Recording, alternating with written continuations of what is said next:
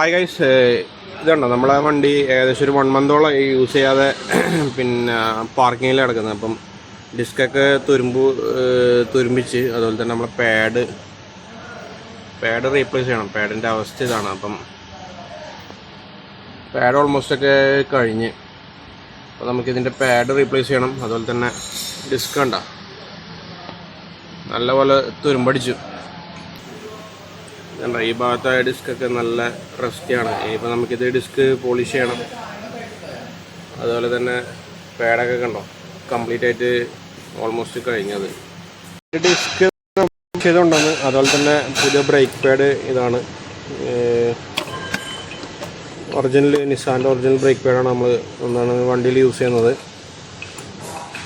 ഈ break പാഡിൻ്റെ thickness ഉണ്ടോ? ഈ ബ്രേക്ക് പാഡ് ഇത്രയും തിക്നെസ് ഉണ്ട്.